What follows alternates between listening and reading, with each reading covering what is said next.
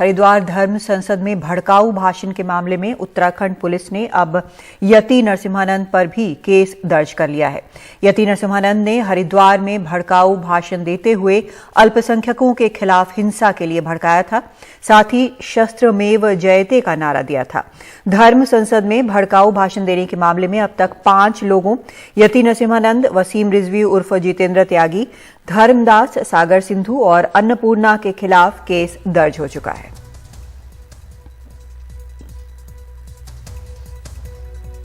सौरभ शुक्ला हमारे संवाददाता इस वक्त हमारे साथ जुड़ रहे हैं। सौरभ, इन वायरल वीडियो क्लिप्स में जितने भी चेहरे दिख रहे थे, क्या अब सभी के खिलाफ एफआईआर दर्ज कर लिया गया है या फिर अभी भी कुछ बाकी हैं?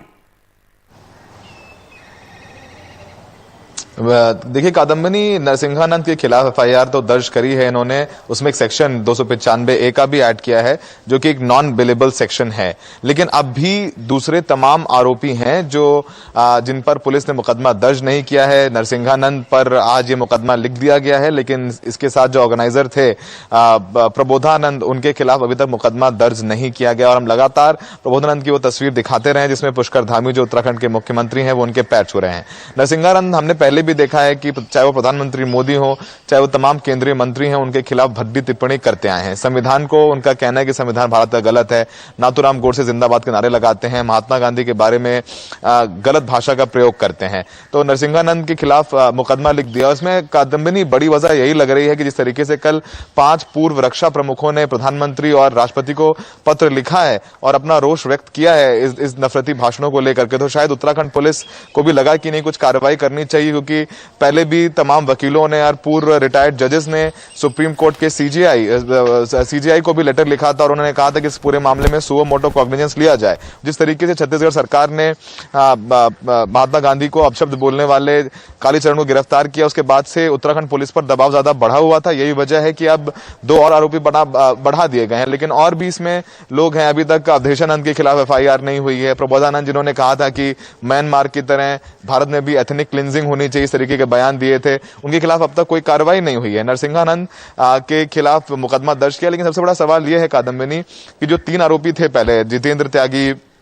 अन्नपूर्णा और धर्मदास, इनको नोटिस दिया था इन्वेस्टिगेशन में शामिल होने का सीआरपीसी 41 के तहत। तो अब तक वो पूछताछ में गए हैं, नहीं गए हैं, इसको लेकर के भी सवाल खड़ा हुआ है।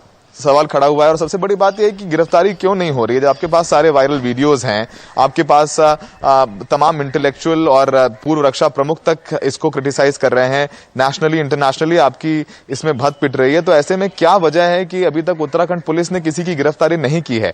ठीक है, आपने बोला कि आपकी विवेचना जारी है, किसी को बख्शा नहीं जाएगा।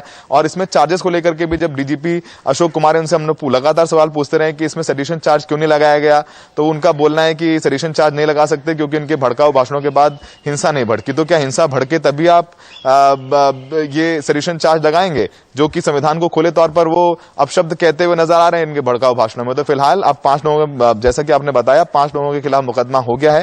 जितेंद्र नारायण त्यागी, अन्नपूर्णा उर्फ पूजा शकुम पांडे, इसके अलावा धर्मदास, सिंघू सागर महाराज और यति नरसिम्हानंद, 295 और 153A, ये 2 धाराएं लगाई गई हैं, लेकिन अब तक किसी की गिरफ्तारी नहीं हुई है।